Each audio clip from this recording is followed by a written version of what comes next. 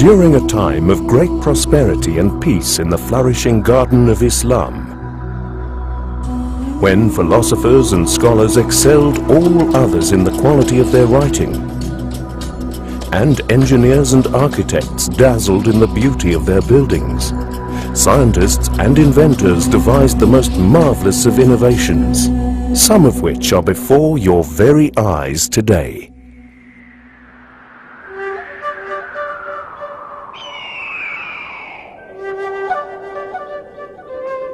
Of all the creatures that surrounded him, man envied the birds most of all. Oh, to soar like that, on the wind, through the clouds, how wonderful to be free. And how impossible. But to certain people, nothing is. Surely, one man dared to imagine, if you studied the birds and fixed their wings to your body, you would be able to fly. But could a flying machine really work? Could a skeleton of bamboo, tied together by silken strips and covered with eagle feathers, strapped to a man's back, actually simulate the intricate gliding effect of a bird's wing? Where a delicate aerodynamic balance exists, to enable a forceful stream of air to flow over and under its wings, lifting and propelling the bird forward, allowing it to fly.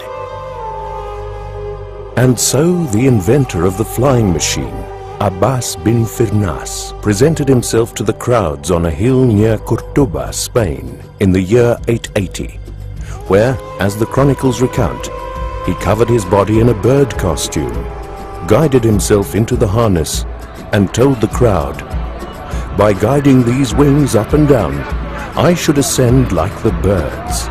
If all goes well, after soaring for some time, I shall return safely by your side."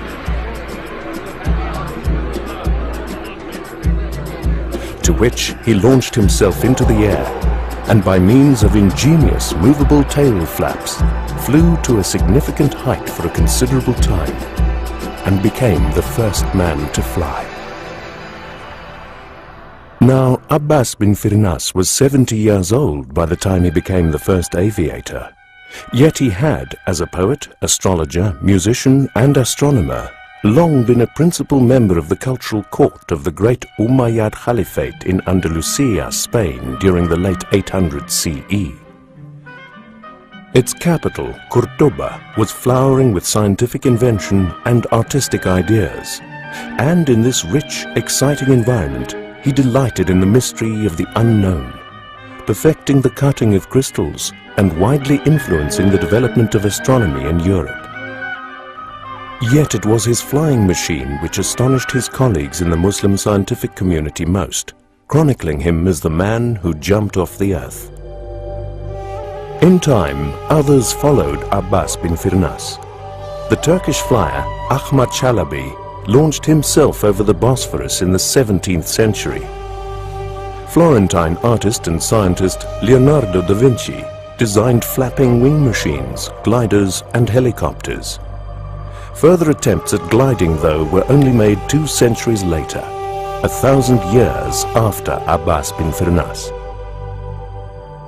And only in the 20th century were the principles of gliding and soaring on air currents finally understood, inspired by a man who so treasured the boundless sky over his beloved Andalusian Caliphate that he wished to reach out and touch it.